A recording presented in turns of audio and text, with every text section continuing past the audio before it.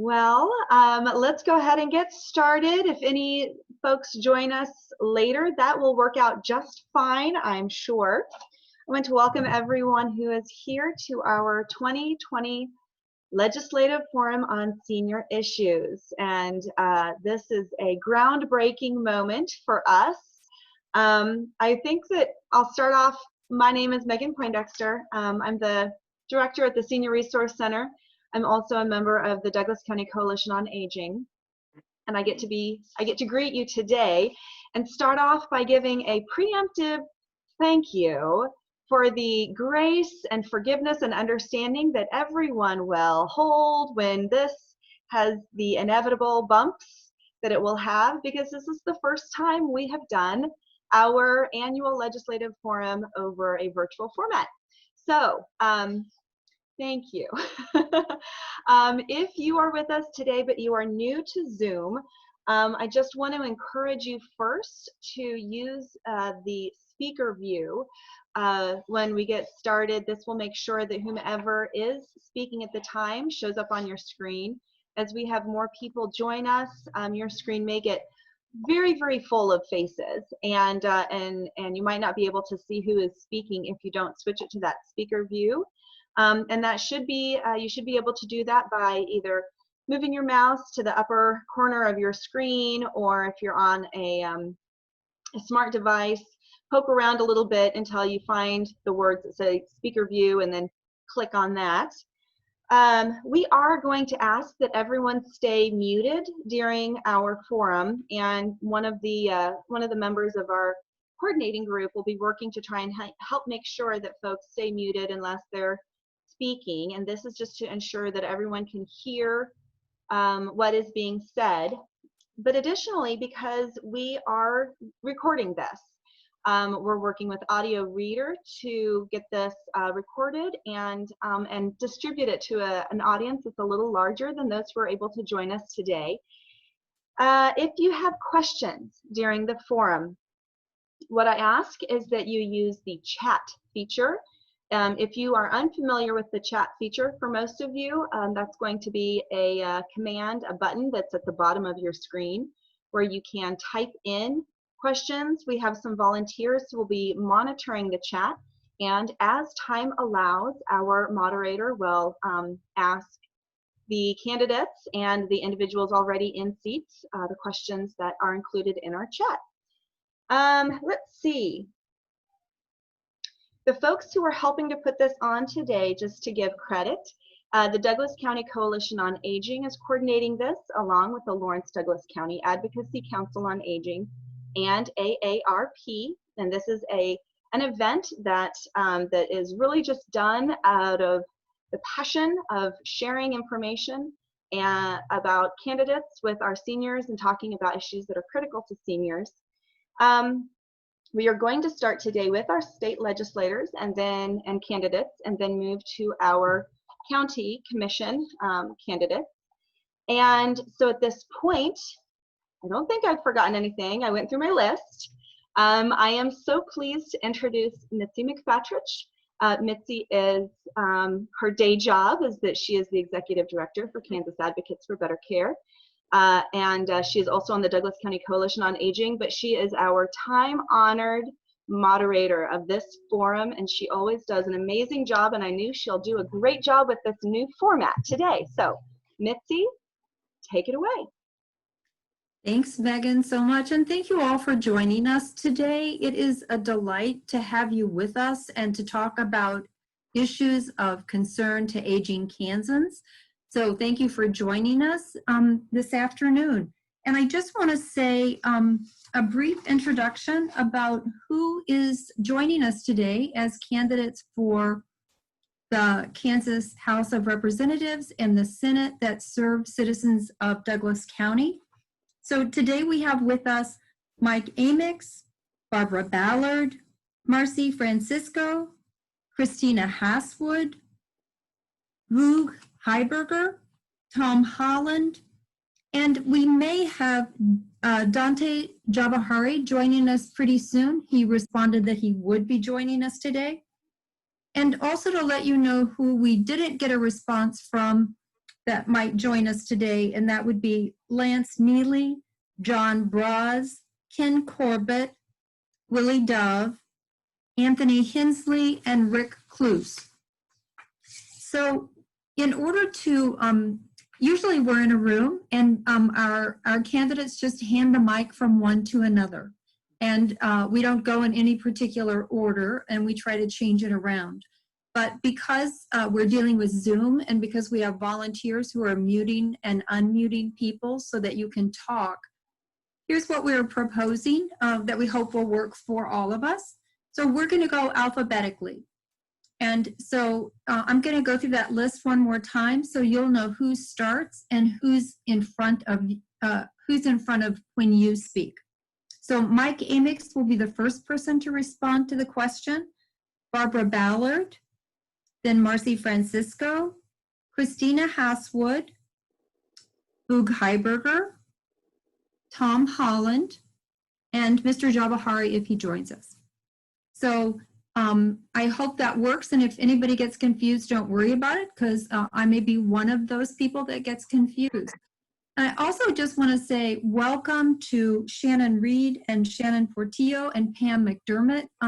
We're going to be taking up County Commission questions at 3 o'clock, and they have all joined us for this first part of the forum as well. So thank you all for participating today. And anybody that's on the call and interested in submitting a question for us to ask the candidates, once we get through the 3 prepared questions that they've all received, please type it into the chat box, and I'll remind you about that again as we go ahead. So let's start with the first question, and Representative Amyx will be the first person to respond to that. Mitzi, I'm going to interrupt you really quickly. I forgot to remind our candidates, those who've done this before know that I'm your gracious timekeeper.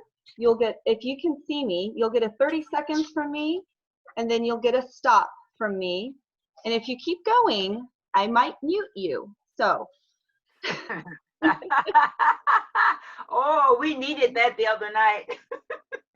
Yeah, you mean this is So you have 2 minutes to respond, and Megan's going to hold up that 30 seconds when you have 30 seconds left to speak, and then she'll hold up the stop when it's time for you to wrap up what you are sharing with us. One of the things that we all know about COVID-19 and the pandemic that it has presented us with is it hasn't always caused the problems that we find ourselves dealing with, but it's put a very sharp focus on some of the problems that we've already all been dealing with.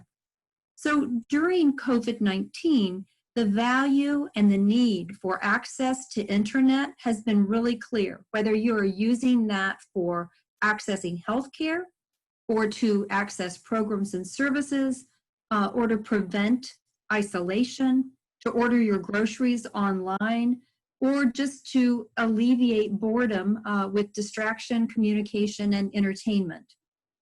Receiving health care during the pandemic has been challenging, and sometimes it has created more risk for older adults as they used public transportation in order to get to medical appointments, or just being in the doctor's waiting room might also have been presenting a risk for them in terms of COVID-19. So during this time, telehealth has been largely praised in meeting some of the key health maintenance and health response needs that minimize risk for older adults. But in order to be virtually connected, it requires that you have access to internet and good internet service. So if you're elected to the Kansas legislature, how will you prioritize broadband internet infrastructure and affordability for all Kansans, including those in the rural areas of Douglas County? Representative Amyx. Mitzi, thank you, and thanks to all the organizations for putting our senior forum on today. It's always a delight to be here. You know, 2 years ago when I ran for the 45th House District, broadband, especially to the rural areas, was one of the 3 main priorities that I have, and I still do today. I was very pleased at the work that our transportation, KDOT did on putting together a new state transportation plan and recognizing the importance of broadband as it goes to the rural parts of Kansas. I think for me in the 45th district, and especially in the southwest and northwest areas of our county, it remains extremely important because of question of availability. I think one of the things that really needs to happen as we look at our highway programs, we continue to make sure that we are laying conduit as we redo roads. We make sure that we might even consider, running the fiber along with that. But, really working with KDOT to come up with a plan as we make sure that those extensions are made. Another thing that we're going to have to look at, I really believe this, is incentive programs for the private companies that provide internet services and in making sure that they're able to do this. When you look at the numbers of what they talk about in being able to provide that service to a smaller number, rather, in the cities where the density is so much higher, you got to make sure that it's affordable at that point. If they're providing only to one house, every mile, I mean, it gets to be pretty expensive in doing that. So there are ways to do it today. I know that, the wireless community is looking at ways to be able to provide, but we've got to have our eyes open and being able to look at any of the programs that can be made available to houses throughout our communities or through our rural areas. If we're going to want to make sure that folks are able to stay in their homes, we have to be able to have that service. You mentioned telehealth. It is the future as we're going to know it in a lot of cases, and we need to get ahead of this right now. Thank you. Thank you, Representative Ballard. Well, thank you. Thank you, Mitzi, very much. And, I just want to comment with Mitzi because of how dedicated she is. She's in the Capitol a lot doing our sessions and especially for our CanCare. And even though she's the moderator, I just think we need to give her a little kudo here because she does an awful lot for all of us. And we thank you very much for that.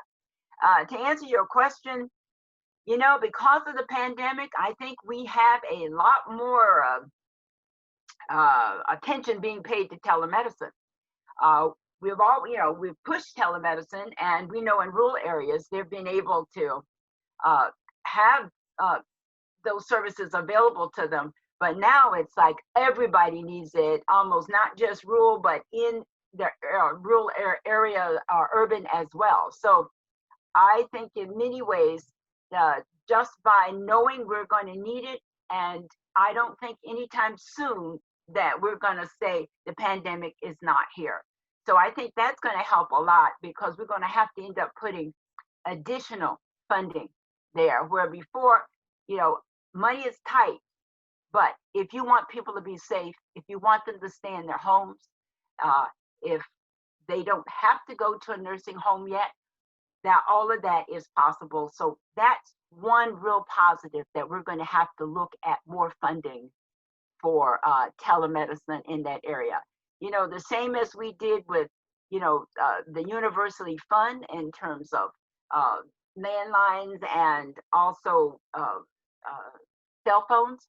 We had to develop additional funding. I think we may have to look at how do we do that as well, especially when we have so many small rural companies that also are bringing internet to people as well. So it's an area we've had to work on. I voted for it many times. I will continue to vote for it. And I think people need to have access to the services. This is not a luxury. This is almost a necessity. And when it's a necessity, we fund it. Thank you so much. Senator Francisco. Good afternoon, and I'm very pleased to be here.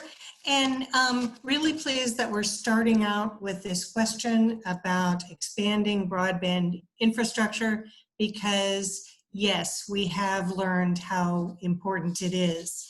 I was lucky enough to serve as a member of the Broadband Task Force. So I'm pleased to say the state has started that funding. The grants are going to be rolling out in the next few months. But we put in as a state 85 million. It's going to be 5 million a year for 3 years, 10 million a year for the 7 years after that. We were really lucky that the Spark Task Force recommended additional funds for infrastructure, and there's going to be another 50 million one-time money as part of the CARES Act. But we also have to remember that this is different from the expansion of the telephone service or for rural electricity. When we expanded the telephone service, we had one company. When we expanded rural electricity, we divided our state into service territories. The limitations for broadband infrastructure investment are mainly because that infrastructure is private, not public investment. So we're looking at grants to help support that. But the Rural Digital Opportunities Fund at the federal level is coming at a cost of $20.4 billion. This is not a cheap investment.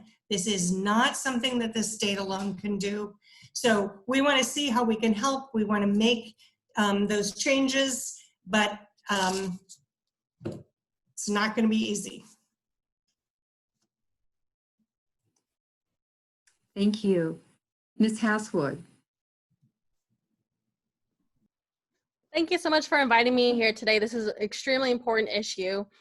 When I was looking at the issue of broadband in my district of District 10, I went straight to the rural community first, talked with farmers, and found that this issue is a lot prominent and has been exposed because of the pandemic. I strongly believe that broadband has proven itself to be an essential service, along with what we want, quality of water, we want affordable housing, and we want accessible to food. To have internet has been the importance, and the pandemic has shown this. If you want to continue with your job, if you want to continue with your education and receiving healthcare as well, you need internet, you need a strong internet, you need wide broadband, especially if you have a family or grandchildren where you have 2 or 3 people on Zoom meetings. And I was learning about this too in the rural areas where with farm equipment, you even need internet to update and run your farm equipment. And then with that, adding on the other issues of trying to keep up with your job and trying to receive telemedicine, we also see in the rural areas that mental health became more of a crisis. Suicide in the rural areas and our farmers continue to rise, and we need to address those issues. And, looking at the actions of what I will take, I will continue to learn about these issues. I have, a great amount of resources and people here on this meeting today that I am looking forward to working with in the state capitol. I'm wanting to learn more about how, broadband impacts not only the community of the urban area and the rural area, which is pretty much unique in my district where I have Lawrence and Baldwin City, but also meeting with community leaders and voters too, just to hear personal stories, because each and every different person has a different way of life and how this issue impacts them uniquely. As well as building relationships with internet companies and expanding access and affordability. I think this is extremely crucial if we want to keep moving forward. Thank you. Thank you. Representative Highberger.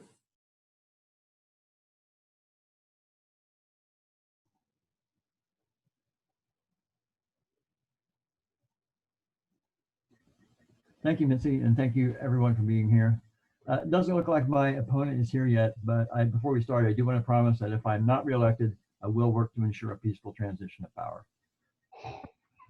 I don't have a lot to add to what everybody else has said. I mean, I think I've looked at our budget numbers today, and if things go really well, we could be back up to 2019 revenue levels for fiscal 2021.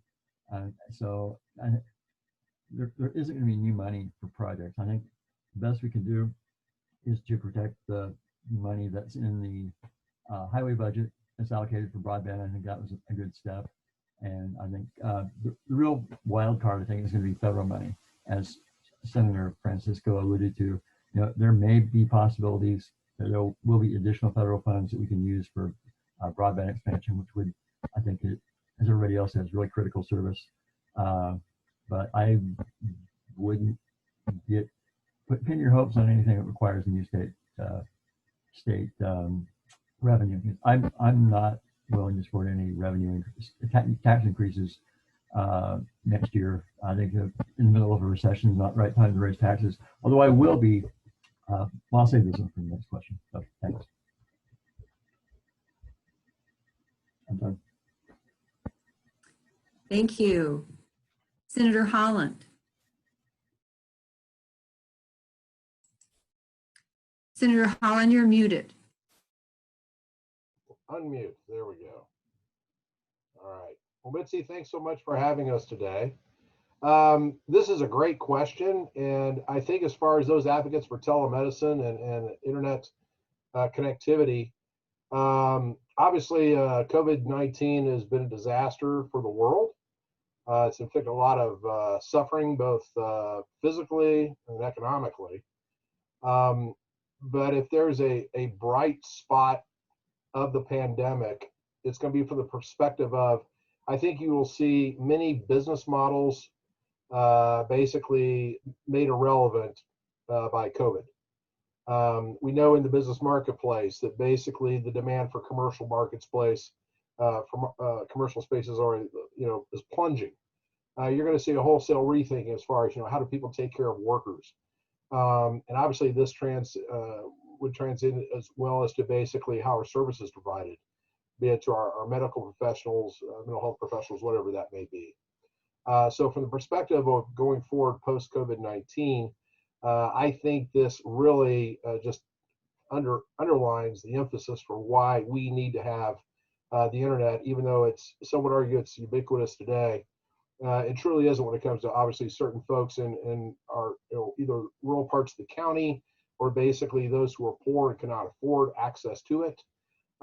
This just underlines the need to basically realize that the internet, high-speed internet access, this is a critical part of infrastructure. It's just as important as having roads to drive your vehicles on, as far as having schools to educate your children in. And so I think as far as the emphasis for this, I think from here on forward, we're going to see that push to get this built out. I would agree with others' comments that have been made from the perspective of, there are will not be any dollars or revenues, additional dollars for that build out immediately. My concern right now is that revenues that we have coming in, we've got to be sure those are directed to families. They keep a roof over their heads. They keep food on the table. We want to be sure people aren't kicked out of their homes because their utilities are getting shut off. Obviously, we're going to have to be sure that we have the safety measures in place to educate our children in our schools. And also, obviously, to keep the immediate social services safety nets provided, for all of our citizens the best that we can. We're in a hunker down point right now, but anyway, I think the future looks good. I'm basically banking on the federal government. We'll see if there's a new administration or not, but I think with the federal government refocused on infrastructure development, this will get the attention it finally deserves. Thank you. We're going to move on to the second question now. And for any of you who are listening, if you've got a question that was sparked by one of the replies, or if you have another question, please type it into the chat box. Since the early 1990s, Kansas has had Medicaid waiver programs for frail elders and adults with disabilities, and for others. And those services provided home and community-based services to older adults who qualify both functionally and financially. Older adults, like pretty much everybody else, overwhelmingly prefer to remain in their homes and to age there. Under CanCare Medicaid, Kansas serves nearly 1,000 fewer older adults through our home and community-based service program than we did prior to CanCare Medicaid.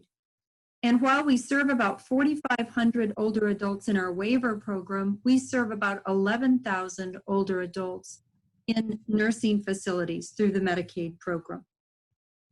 We have waiting lists for people who have physical disabilities and intellectual disabilities that are waiting to get services through the waiver programs. how would you address funding and programs in order to allow older adults who want to receive services at home and the support that they need to continue to avoid the risks that congregate settings provide and pose to them in the pandemic? So what is it that you would do to address funding and to shift funding for programs that would serve people at home where they would prefer to receive it? And let's start with Mr. Amyx. Well, as everyone knows from 2 years ago, I mentioned my mom quite a bit, and you know, I had the opportunity to. Mom was able to stay at home until the last 4 years of her life. And one of the things that was important to my brothers and I was to make sure that as long as her home was safe and that she had adequate services coming into the house, other than what we could provide, was something that we would keep mom at home as long as possible. One of the things that I will be supportive of is to look at the programs that are available, making sure that we are able to fund those programs that will address keeping people at home as long as possible. But one of the things important is I think that we need to have a real look at, you know, the program and see areas that we're missing and being able to look and see what those needs are. I think, you know, one of the things, you know, I look at is number one, it's got to be safe, and home's got to be affordable too. And I think that there's been some things that have come forward.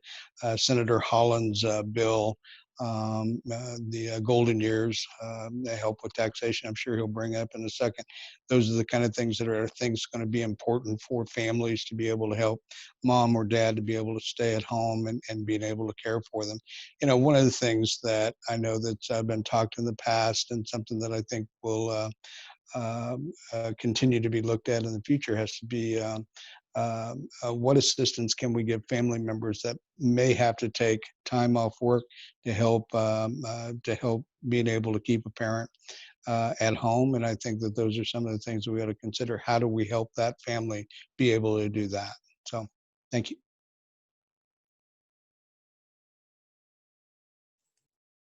Thank you. Barbara.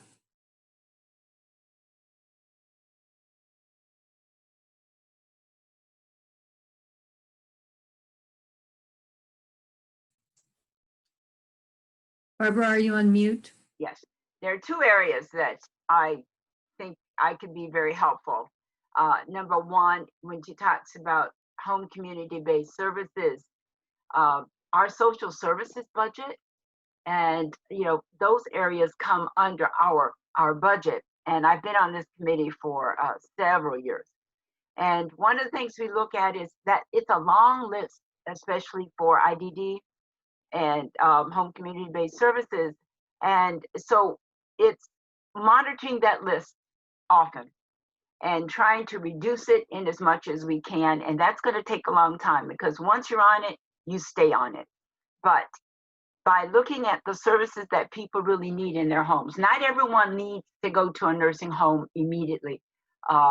It costs a lot more money, so it's more economical for us to leave them in their homes and look at how many hours they need per day.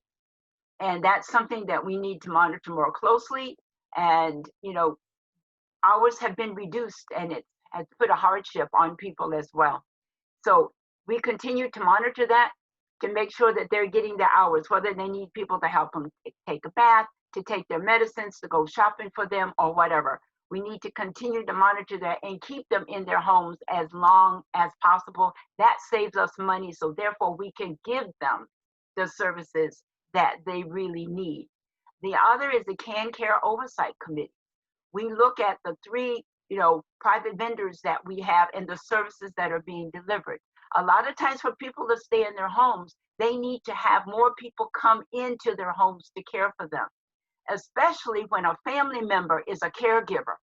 And that person may work during the day, take care of their family member in the evenings, and then start work the next day. They need someone to come in those over hours to help them with that care. They have to sleep in order to be able to work. And a lot of times there's been pushback on how many hours they can get in order to provide those services. But that's how the family member can stay in the home. The person still has to work, but they need enough sleep that they're able to continue. So between Right. care oversight and monitoring that, those are the two that I think I could help most with. Thank you. Marci? Thank you. I want to say I certainly support Representative Ballard's suggestion to carefully manage the list. That's something that we should be doing. But I have a pretty quick and concise answer. I would suggest that we eliminate the program of private insurance companies and go back to having these dollars managed by the state. I think the state needs to be responsible for our citizens, for the provision of a safety net, and then it really is not decisions made by private insurance companies, but decisions made by your elected officials, and you can choose to keep us or to replace us. I would agree with that if I have a choice, because I didn't want them to go to private vendors in the first place. So I'm with you. Thank you. Christina? This issue has really, taken in my personal life. We recently took my grandmother in from the reservation because COVID-19 has just been completely awful over there. And I'm seeing my mother working from home and transitioning to a caregiver while still caring for my grandmother. Of course, I have to, in my schedule, go over there and give her some breaks so she can have some relief. And then also, I think another issue we see is our home trying to be transitioned to be more accommodating to her elderly age. She can't go up the stairs, and making sure that these types of transitions for other people's and other Canton families, I know this is probably an uncommon issue where maybe you need a ramp, or even an issue of finding a wheelchair has been extremely difficult. I've also worked with great organizations here in the community. I recently worked with Community Village of Lawrence, who are bridging these gaps. We also saw in the pandemic where communities like them are going out to get the groceries, communities like them are taking people to their physical therapies, and really just making this process a little bit more easier. I would also advocate for funding for these programs that fill these gaps in our communities, as well as providing more of a pipeline for the workforce to go into these programs. I think we see more Kansans being elderly and aging here in the state of Kansas, so we really need to invest in these resources, not only for now, but for the future as well.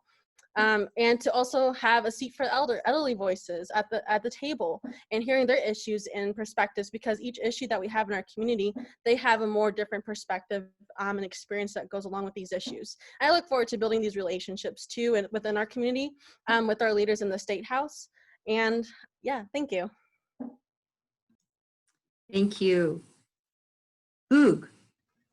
Well, thanks, Missy. Once again, being fifth on the line, I don't have a lot new to add, but I would like to make a couple of points. One, I was peripherally involved last year in the attempt to, in 2019, to raise the protected income level for people on the HCBS waiver. I was really hoping that we'd be able to eliminate the cap entirely last year, but because of our extremely unproductive legislative session, that didn't happen. And now, for financial reasons, it's probably off the table, but I think that's something that will help keep seniors in their homes if we can maintain the level that we've raised it to and eliminate the cap later.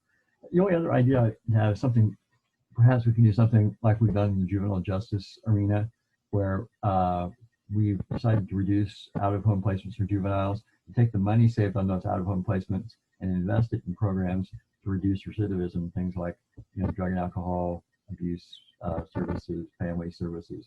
And we've got $44 million in a fund that's dedicated for those programs now. So if we could find a mechanism to identify the funds we're saving by keeping people on the HCBS waiver out of nursing homes and put those into a dedicated fund and then use those funds for additional HCBS services. And I think there could be a snowball effect that would get people out of, keep more people in their homes and save us some money.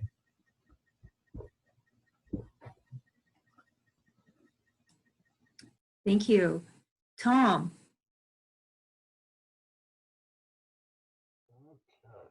Yeah, so once again, when I was kind of as a follow-up to my response from the first question, I was talking about basically the destruction of business models. This is what COVID, fortunately or unfortunately, is going to be doing to basically elder care. 3 years ago, my mother passed away from Alzheimer's. Fortunately, my father was in a position enough where was actually her caregiver, and he could take care of her at the home. And so her diagnosis was in basically 2014. And so for the next 3.5+ years, he cared for her out of their home. I cannot begin to imagine what they would have had to have gone through had they been in some sort of assisted living facility or some sort of a memory unit, a care unit, and having COVID come down on them. I think that just would have been a total disaster. Point being is that my father now, who is single, we were always thinking prior to COVID that we would get him in some independent living facility. But given COVID, I'm adamantly against that now. So I just think, once again, a post-COVID thing going forward is that I think you're going to see just this major redirection towards people, elderly, staying in their homes as long as they can up until the time of death, just as long as they can be made comfortable. And so I think we have policies in place, whether it's being, the shifting of, Medicaid dollars, whatever it might be, from basically, nursing home settings to at-home settings. We've got to realize that the demand for services at home is going to just explode, and we've got to be able to prepare for that from a budgeting allocation standpoint. I do think it's also important, I appreciate Mike bringing it up, thank you, Mike, about having policies that do keep elderly fixed income retirees in their home. One of the things I introduced back in 2019, we almost got it across the finish line at the end of this session. But was the Golden Years Homestead Property Tax Freeze program. This is a program that basically, when that basic, thank you. Okay. Thank you. We're going to go on to the third question now, and that is assisted living facilities in our state. That would be assisted living facilities, residential healthcare facilities, and Home Plus are something that sprung up as an alternative to nursing homes in the 1980s, 90s, and early 2000s. And originally, assisted living was anticipated to be for people who were largely older, mobile, who were looking for opportunities for socialization, maybe some help with Medicaid management, things like that. The federal government does not provide any regulation or oversight or real funding for care in assisted living type facilities. They only regulate nursing facilities. So it's the state government that's responsible for licensing and providing oversight for assisted facilities. Our state law says that these facilities should be inspected by qualified health inspectors employed by the state once a year. But over the past several years, the number of these facilities have grown to well over 400, and there are 7 inspectors to inspect all of those 400 facilities once a year. So you won't be surprised to learn that the state is about a year to 2 years behind on inspections. The average inspection time frame now in assisted facilities is 2 years, and the outside range of how long in between inspections is more like 3+ years. So one of the things that we'd like to ask you is, if you're elected, what will you do to address the need for adequate health inspection in assisted living facilities where people now are living with high levels of need for help, people who are having huge challenges around Alzheimer's and other cognitive issues? What will you do to assure that people that are living in these facilities are in fact receiving proper care and with adequate oversight from the state? Mike, let's start with you. Mitzi, I think one of the things that needs to be asked is how many inspectors do we actually need? I think being able to visit with KDADs and being able to talk and just see what's causing, and it's pretty obvious what's causing the slowdown and the 2-year lag time on having those inspections happen. What is the number, though, of inspectors that we need, and at what cost does that happen? It's pretty obvious from the comments that have gone on. We may not be able to add all the necessary inspectors in a year, but we could at least be able to start addressing the problem where we would build the number over a several-year period. One of the things that I see is that we have 60 funded positions to survey nursing homes. Is that the right number? I assume that, it must be, but, at this time, I wouldn't be able to even comment really on that. But I do think that we have to ask, what's necessary to be able to make the inspections on an annual basis? What does that cost? And, understand this is an extremely important people program to many, many families. They want to make sure that, the adequate protections and everybody's following the rules and regulations that are in place. So I would start with finding out how many is necessary, and then being able to look at maybe a multi-year program to be able to add those positions. Thank you. Thank you. Representative Ballard. Thank you. I want a clarification, making sure I have it right.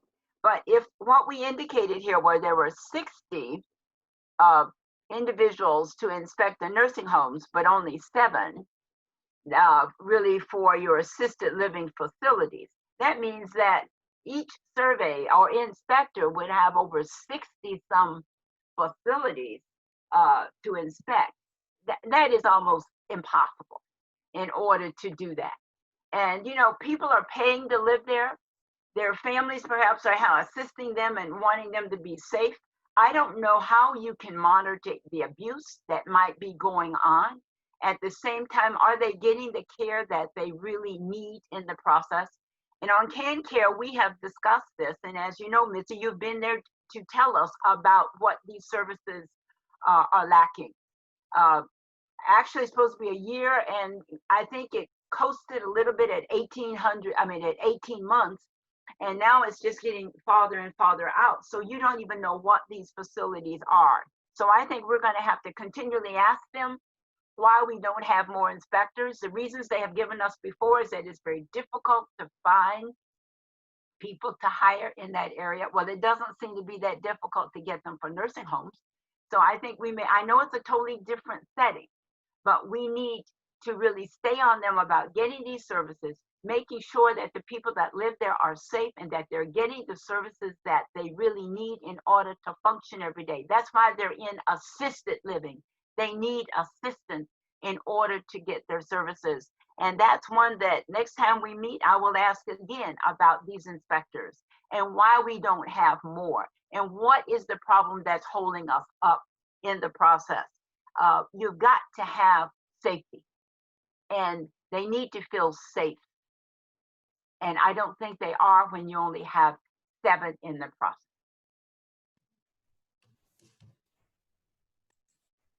Thank you. Senator Francisco.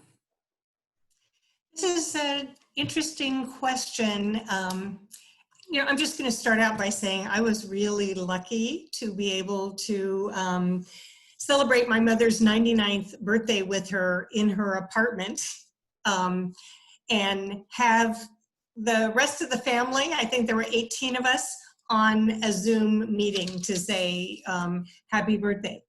Her apartment is part of a residential facility that also has assisted living, skilled nursing, and hospice. So there's a very clear path for people there to get the services they need. So one thing I really want to understand better is why some residents are remaining in an assisted living facility when in fact they need some more skilled nursing or cognitive support.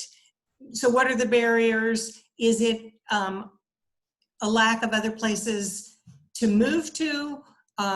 Is it because those assisted living facilities are trying to keep hold of the residents that they have to meet their bills? But generally, just like the state does with other businesses, assisted living facilities should pay to cover the cost of inspections. And the executive branch should be held responsible for, after collecting those funds, see that those inspections are made.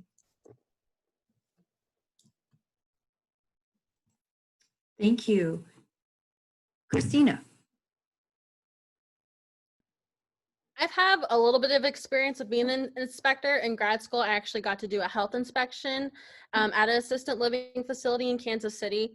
I actually went to the food inspector there one afternoon. It was actually her revisiting a site because they already had violations, and she was coming back to make sure that they fixed them.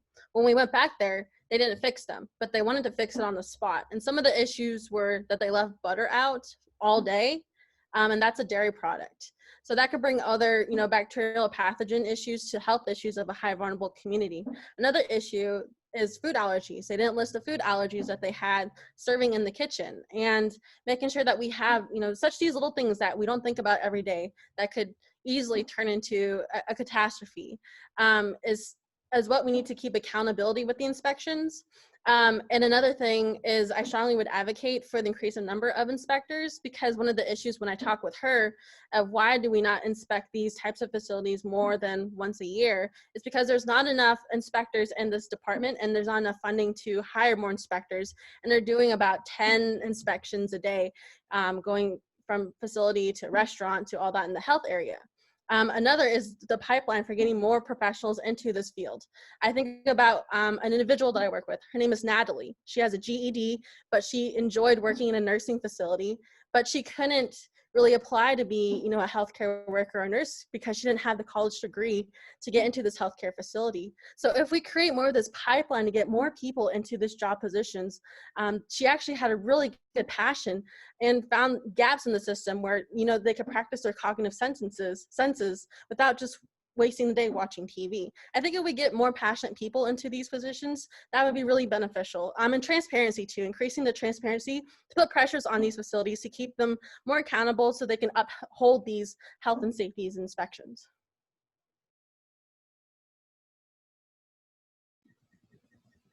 Thank you. Representative Highberger. Thank you, Mitzi.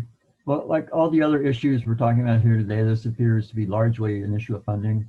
I said earlier that I wouldn't support any tax increases in the next year, but I would certainly be interested. Well, I'd like to look at the licensing fees and see if they actually raise enough money to cover the cost of inspections, as Senator Francisco referred to.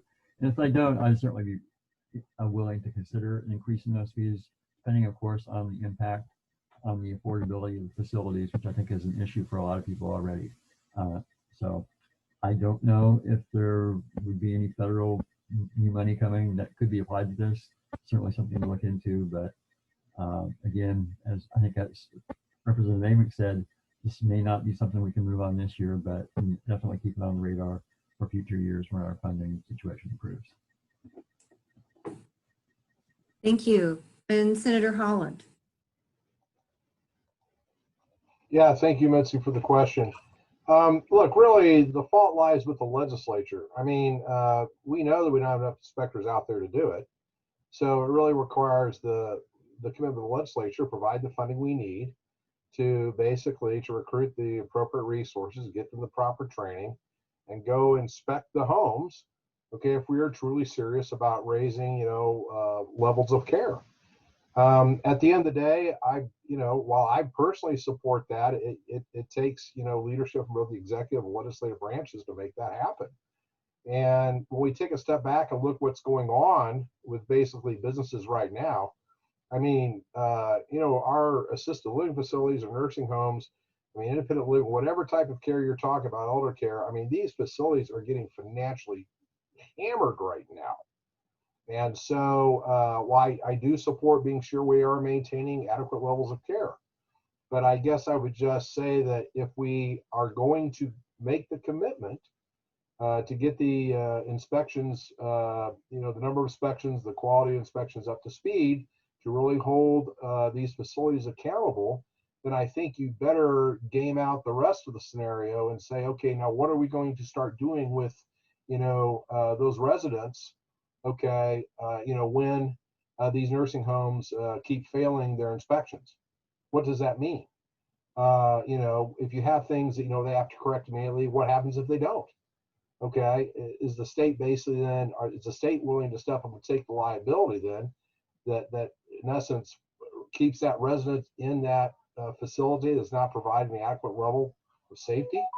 I think we really need to think through those issues, as we go down this path. Once get back to the financial situation as well too, when we talk about the financial stresses these facilities are facing, keep in mind too, my guess is that, they're dealing with, irate, basically loved ones of their parents or whoever that's living in these homes currently. They're struggling with how to, maintain appropriate contact and communications between loved ones. And Thank you. So that takes us through the 3 prepared questions that the candidates received ahead of the forum today. And we have a couple of questions in our chat box, and we're just going to go through the same, starting with Representative Amyx. And that the first question I'm going to raise is about workforce. Kendra Knight has asked, speaking of keeping people in their homes, how do you plan to work toward having enough workers to provide this care in the home? In many areas, both rural and urban people struggle to find workers, which then directs them to nursing homes. So Representative Amyx, you want to start off in response to that question? Mitzi, I think one of the things is that, first of all, for me anyway, I would have to understand what the needs are and what areas of jobs we're trying to fill. What are the places where that they're able to receive, the kind of training that's necessary, and being able to look and see if there's needs for help there. Right now, I know workforce is kind of all over everywhere in all kinds of industry, not only in at-home nursing or whatever may happen. But anyway, I think one of the big things is I have to understand the need. Again, have to understand the cost of being able to help people, being able to fill, the necessary slots. So there's a whole lot of questions there that may happen. Thank you. Thank you. Representative Ballard.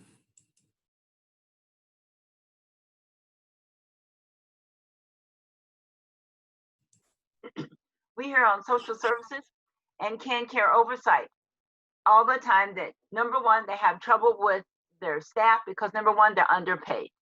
And we know they're underpaid, and yet it's trying to increase that hourly rate so that they will stay there long enough, or they're there just long enough to get a little experience and then they move someplace else. So number one, we know we're going to have to pay them more in order to keep a consistent workforce. That creates another problem because now with the pandemic, it's a very dangerous job to have. Not only were you underpaid, but now you're afraid you're going to work in that setting and you may get COVID, or you take it home to your children, your family, your parents, and everything else.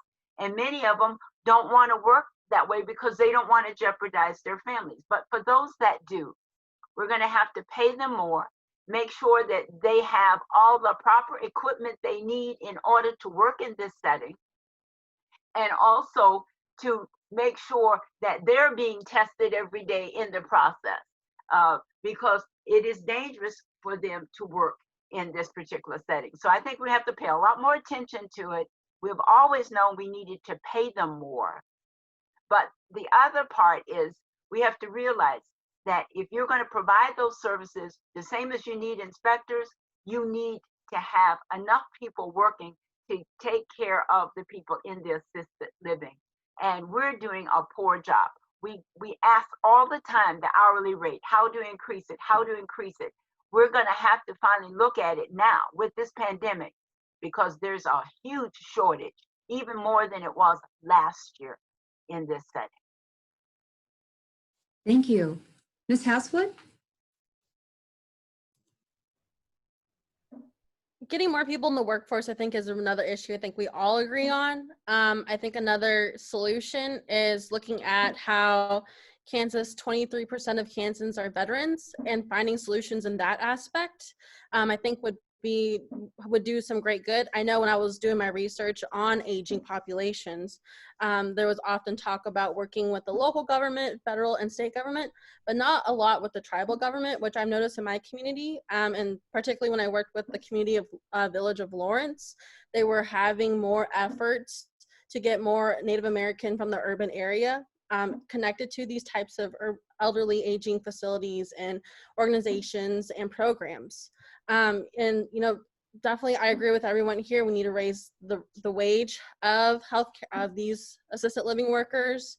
Again, I think we really need to, you know, I'm fresh from grad school, and the option of working in a elderly assistant type of program wasn't really prominent there. I got my master's in public health from the University of Kansas Medical Center. There was an emphasis on rural, where we need to have more rural resources of health, but that was mainly for the medical doctors and nurses. In my area, we do programming. So putting these, planting these seeds in young people's mind and making this another aspect of what we can develop in our future and invest in it, because you know, an estimate of 41% increase in elderly aging in Kansas is on the rise. So not only do we need to create solutions now, but we also need to invest for our future. Thank you. And I think I had an error. I think Senator Francisco, I skipped over you. Not a problem. And even having been skipped over, I think I might be the first one on this panel to get to mention Medicaid expansion. So something I know that we're all supporting. And one thing is true. We need more dollars into our healthcare system overall. And some of those dollars can come from the federal government if we expand Medicaid. And hopefully that then in turn will provide some of the healthcare that can keep people in their homes instead of these facilities. The question was really about people in their homes. As others have said, that's a matter of how much we're able to pay. So let's, as a state, look at increasing the minimum wage overall, and make sure that the state also follows that in funding these positions. Thank you. Representative Highberger. Thank you, Mitzi. I agree with Representative Ballard and, well, all of my colleagues, especially regarding the minimum wage and increasing pay. I used to work in nursing home regulation, and I recall a case one time where a witness in an abuse case testified that she was no longer at the home because she found a better job with more opportunity for advancement and better pay at McDonald's. My mother was in a nursing home in Garnett, Kansas for 9 years, and I think CNAs are saints. I think they're grossly underpaid, and I certainly support raising the minimum wage, as Senator Francisco said. Otherwise, I think our only real leverage may be decrease Medicaid reimbursement rates for people on Medicaid in nursing homes. I think, you know, a lot of nursing homes, even at current low wages they're paying, are struggling because wages are one of the biggest expenses. So I think it's a difficult issue, but better pay for the saints who work in nursing homes, I think, is the real solution. Thank you. And Senator Holland. Yeah, thanks, Mitzi. I guess I go back to, you know, when Sam Brownback, when he basically set up the whole, you know, CanCare system and basically privatized, you know, the delivery of services to the insurance companies. I think that's part of the big problem here. I think in some of these critical care areas, I think we need to probably decorporatize and have the state get more directly involved in the rendering of services, because that's going to provide a close way to monitor that. That's a way that we could basically directly pay providers instead of once again going through a profit-driven insurance company, to be sure that, you know, workers, you know, through our contracts with the providers directly, we're paying these people competitive wages. Because at the end of the day, once again, you know, if the state wants to provide, you know, better care and service, they got to belly up to the bar and they got to provide the money. And once again, it requires political willpower to do that. Thank you. Thank you, and thank you all for joining us for this portion of the forum. I hope you'll stay on with us, and we're going to move on to the County Commission portion of the forum. So I'd like to take a minute to introduce the three people that we have with us today. Pam McDermott is running for County Commissioner in District 3. Shannon Portillo is running for County Commission in District 3. And Shannon Reid is running in District 2. So welcome, and we're going to start off with questions for the three of you that are prepared, and I want to certainly invite those of you on the call to type in any questions in the chat box that you have that you'd like for us to pose to the County Commission candidates as well. So thank you for joining us today. Commission candidates, we're delighted to have you here, and we're pleased that you're interested in public service. It's a great thing to do, and all of us certainly see the benefit of it, so appreciate that you're doing that. The first question today that I'd like to pose to you, and if it's all right, we're going to do the same thing that we did with our state candidates, and that is we're going to go in alphabetical order. So I'm going to start with Ms. McDermott, move to Ms. Portillo, and then to Ms. Reid. So the first question is, COVID-19 has made the access to internet very clear. And this is a very similar question to the same one that we posed to state representatives, because people are using it now for healthcare, for programs and services, for groceries, for relieving isolation, for entertainment, for all kinds of things. And we've seen great benefits from the use of internet and telehealth. So if you're elected to the Douglas County Commission, how will you prioritize broadband internet infrastructure and making it more affordable for everybody in Douglas County, including the rural areas of the county? As a short-term step, what programs would you endorse for assisting older residents and all county residents to have internet access? So, Ms. McDermott, we're going to start with you. And if you're muted, will you unmute? I think I unmuted myself already. Can you hear me? Okay. Well, I just want to say that I was paying attention to most of this, and I learned a lot and took some notes, and I really did. I just learned so much. So these are these were much bigger questions for me because I haven't been in government, and you know, I think of myself as someone who's really been on the ground, and I'm interested to hear the perspective of everyone that shared. So that for me was really helpful. I learned a lot. So internet access obviously is something that in 2020, I don't know how we can't think of it as an investment in infrastructure. I mean, it's just essential. So long term, I think there has to be that kind of investment, not just for older adults and people with disabilities, but even as I learned last week, I was in Clinton Township and hearing about the challenges that they've had working from home and doing school from home. So it's, you know, been very challenging. So I think it has to be a priority moving forward. So the second part of that question about just how, you know, the barriers for people now, I think that can be just so individualized. You know, I know for us, you know, there are older people who need help with the technology, and that's a real thing. We taught when my father-in-law wasn't able to drive anymore, he was in his mid-80s, we taught him how to use the Uber app, and that helped him, you know, get to church every day, which was very important to him. You know, some older people, I think, don't want to talk to a doctor on the phone, and they have a hard time hearing as it is, or seeing, and so those kinds of things are difficult. So I think it's like trying to connect for the now, you know, working on the long term with the infrastructure, but then for the now, trying to find ways to personally connect people with things that they need. So is that all? Is that my time? Okay. Thank you. Shannon Portillo. First of all, thank you so much for organizing this forum. I really appreciate it. And I really appreciated hearing from all of our state level leaders prior to our discussion. As Pam mentioned, I think that when we consider broadband, when we consider internet access, this really has become an infrastructure issue. And this touches every single part of our lives. But this isn't an issue just in Douglas County. This affects rural communities all across the country. And I think in our state, Governor Kelly has done quite a bit to try to push for broadband rural expansion.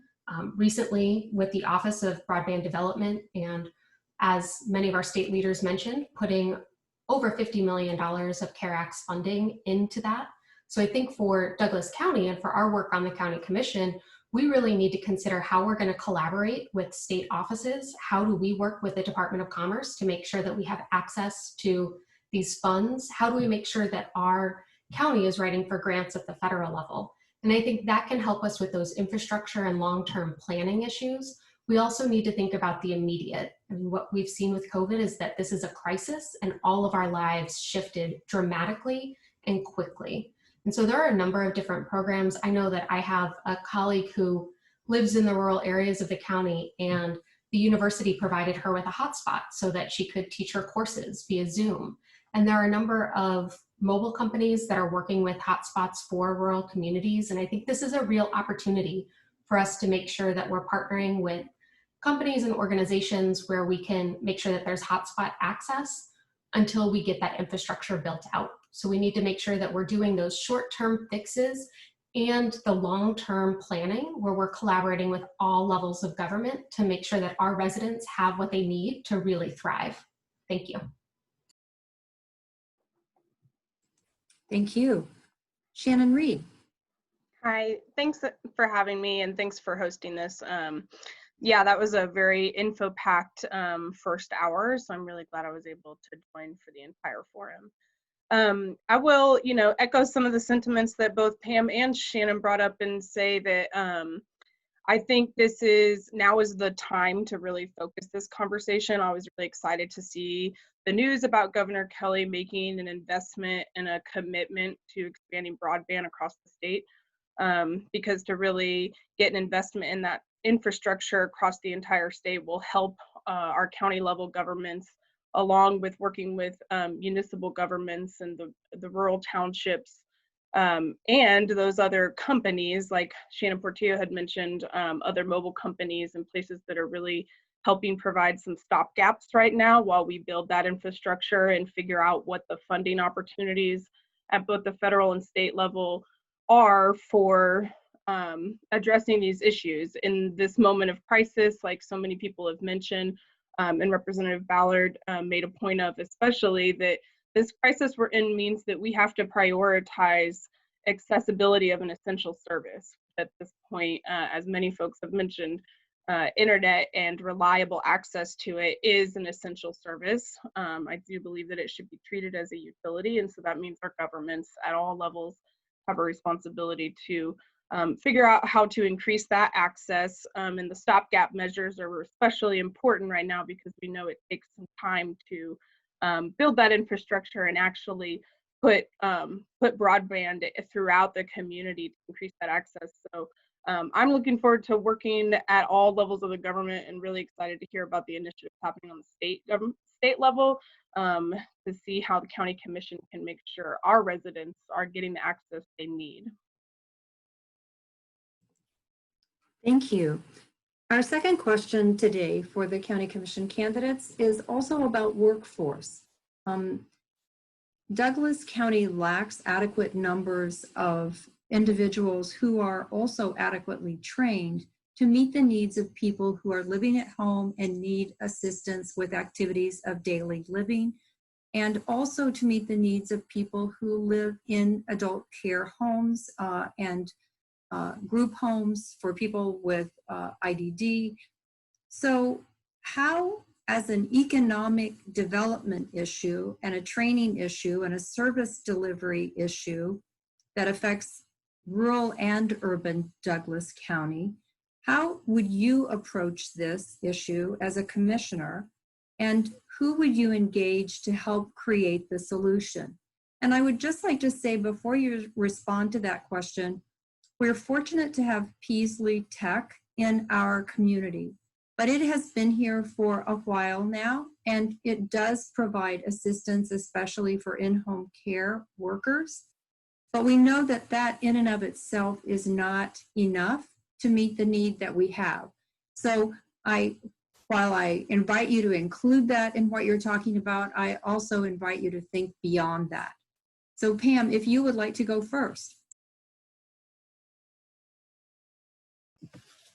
Well, that is a really good, deep, long question that doesn't necessarily have a super simple solution at all, but let me, especially for 2 minutes, but I think that the long-term care workforce is under stress, and it was pre-COVID and now even more so. And so I really want to understand in that question all the things that affect that. So I have, my mother is 76, she's a retired, she worked in a long-term care facility, retired 3 years ago. So I've heard like stories for years. My daughter's a nurse and has worked up until recently in a long-term care facility as well. And so I feel like I've listened to these kinds of things. So part of this, I think, is the money that people make. And this is the part of things that I really want to understand. So my daughter as an LPN with 6 years of experience and a managerial experience would make $19 an hour at Lawrence Memorial.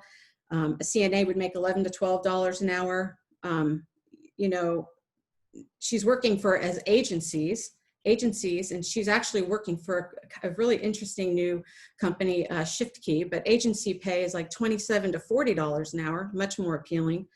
But all that to say, like as a nurse or a care provider, that she would go to work and take care of 25 to 40 residents and take care of insulin and wound care and deal with workplace drama and be called and overworked as a nurse, really.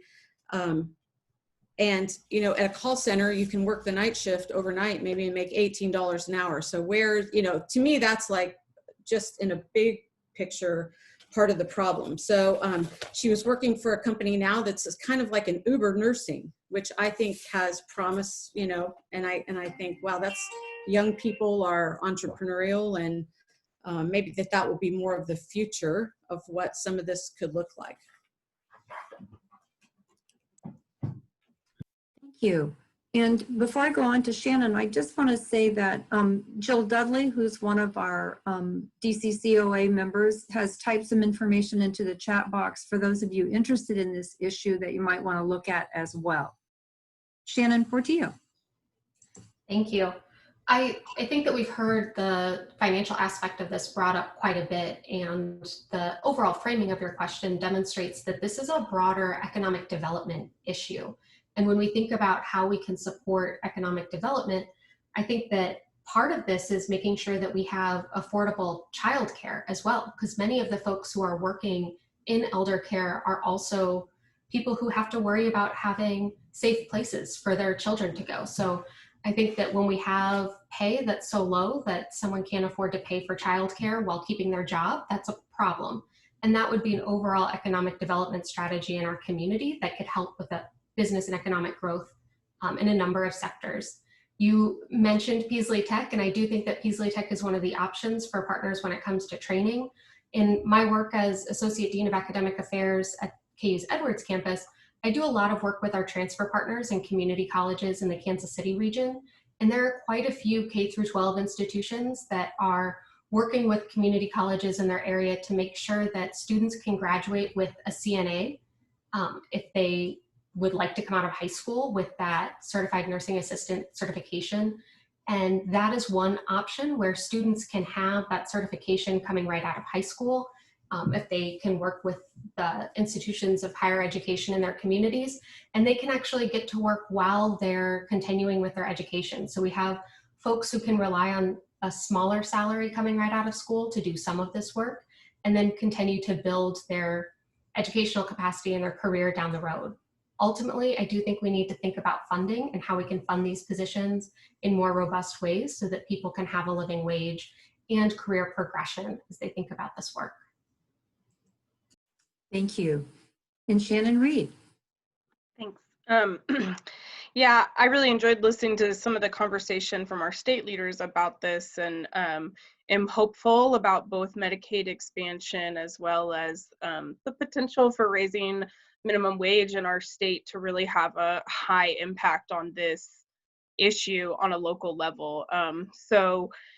And I hear you about Peaslee Tech being a really important institution in our community, and but not large enough and not quite with the existing infrastructure to really support the entire need. So I do believe that figuring out what regional partners we have, like some of the schools and other districts that Shannon Portillo mentioned, is an important piece of the puzzle, and how do we support folks getting the training. I also think with Peaslee Tech right now, there is some unique opportunity in that because training programs are being offered for free for folks due to some COVID funding, that I know personally in the work that I do at the Willow Domestic Violence Center and helping support our clients and seeking new job opportunities after having lost work due to COVID especially. CNA programs and home health training programs are of appeal to a lot of folks for a lot of reasons. But like Shannon mentioned, childcare becomes a barrier. And so we have to think about all the various issues that exist there. But Peaslee Tech right now is a more accessible option for folks who maybe did not have tuition money and or who were working before to survive, right, but are not working right now and have unemployment and are seeking an opportunity to get trained in future jobs. So I think that there are a lot of moving pieces to it, but it requires collaboration, and luckily there's a lot of agencies doing that work in Douglas County already, and so I'm excited to hear what their ideas are as well. Thank you. So our last question is really about how you will work with the community and work with each other and encourage your staff to work with the community if you're elected to the County Commission. This is a little bit of a historic context that I want to introduce at the beginning of this. And that is when Kansas moved to Medicaid managed care in 2013, one of the things that happened is that after a bit, our SRS office closed, where people could go to get sign up for Medicaid. They could go to get assistance with all kinds of things. We lost that local access. Another thing that happened with the transition to Medicaid managed care is for all of the waiver populations except people with intellectual developmental disabilities, they lost their targeted case managers who were really key and critical to making sure that people had access to services at home and could make the connections with the services that they needed to stay at home. And one of the things that the Douglas County Commission did that has been highly valued by all of us that work in Douglas County was that they have developed, they held hearings initially, and they have developed over the years a good working relationship with all of us and all of the other nonprofit providers in Douglas County. So that's the context out of which this comes, this question comes. And so one of the things that we are interested in hearing from you all about is that if you take up a position on the County Commission, will you also be proactive in continuing the conversations and the working relationships and the planning and the support for the services that all Douglas Countyans need, and do that by working with all of us and all of the other providers in the county, and encourage your staff to do that as well. So Pam, we're going to start with you. Well, my answer to that would be a definite yes. And as I said, my mom retired. She's 76. She moved here a few years ago.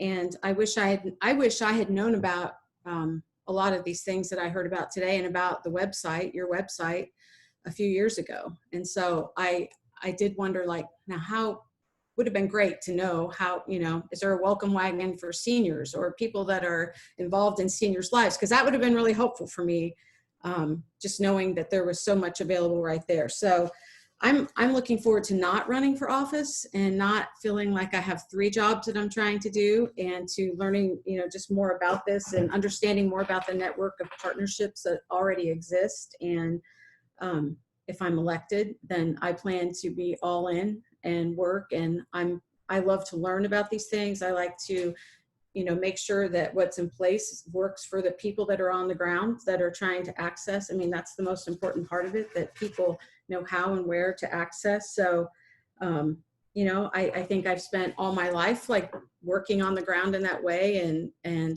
there can be great things available, but if people don't know how to access them, then, you know, that's difficult. So, you know, I think of people just as the solution to a lot of these problems. And I would love to, I love to collaborate. I see that as just so foundational in everything. So I look forward to that, and maybe thinking of ways that, you know, that could happen in smaller settings like neighborhoods, and, you know, connecting it in even smaller ways like that, using churches and finding volunteers to, you know, to help with some of these things that we've talked about today. But I appreciate all the work that's been done, and I would love to be a part of that.